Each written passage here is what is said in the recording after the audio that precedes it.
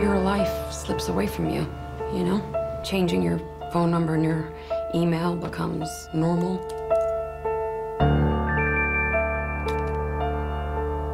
Taking out a restraining order, normal. Relocating to another city, normal.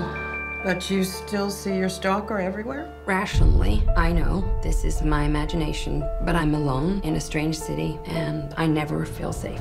Well, thank God, Steven Soderbergh has decided to unend his so-called retirement from making movies. He finds new excuses to make them now, and his latest is a reason why I'm thankful. It's called Unsane, and I have to say, it's insanely terrifying. Soderbergh's made a bone-chilling nail-biter that just might freak you out and have you watching your back. It is in the thriller genre, to be sure, and it's been shot on an iPhone, folks. This is the technology for big screen movies, pioneered most recently by Sean Baker, who was responsible for the Florida Project, but he made that on 35mm.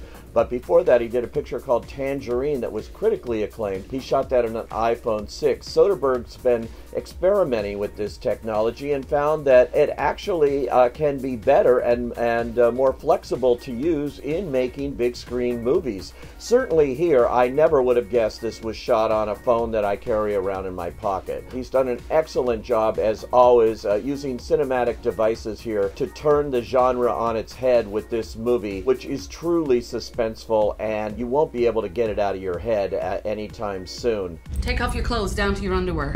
I'm not sure what's happening here. The door's locked. It would be better for everyone, especially yourself, if you just do as I ask. There's been some kind of mistake. By signing this, you've consented to voluntary commitment. I am being held here against my will. Do you know how many calls the cops get like that every week? Those are from crazy people.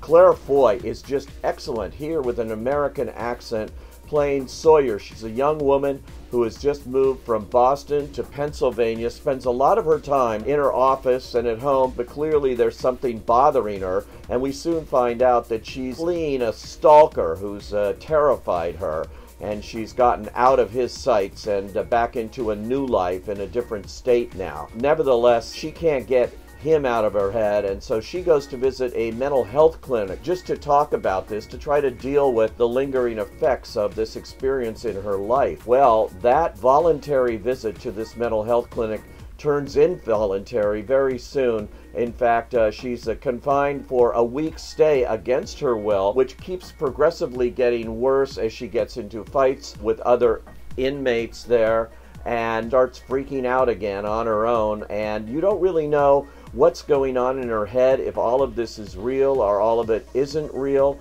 She befriends a fellow patient there, played by Jay Farrow, who you remember from Saturday Night Live. He plays Nate, and he really seems to have the place nailed down. He explains exactly what they're doing to her there and what kind of place she's landed in. And he also happens to have a cell phone, which is verboten there, but he smuggled one in. He allows her to use it. She calls her mother, played by Amy Irby. Nice to see her on screen again. And she comes to the hospital to get her daughter out, but that's not as easy as it seems. There is also the problem here that she spotted an orderly working in this clinic, played by Joshua Leonard, who she believes and is sure is her stalker. And that is made more apparent as the movie goes on. But is he really the stalker, or is it in her head? Has she completely lost it?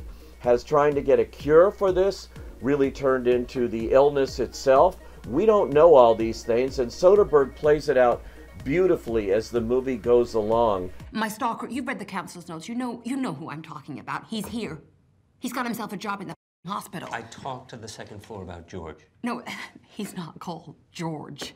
It goes in unexpected places, has a lot of twists, a lot of turns. You'll be screaming at the screen. I was at a couple of points here, not expecting to. But Unsane is a winner in the genre, and welcome back Steven Soderbergh again with another movie here that is right in line with the kind of films I think he wants to make now at this point in his career, and we're all the luckier for that. So I say, go.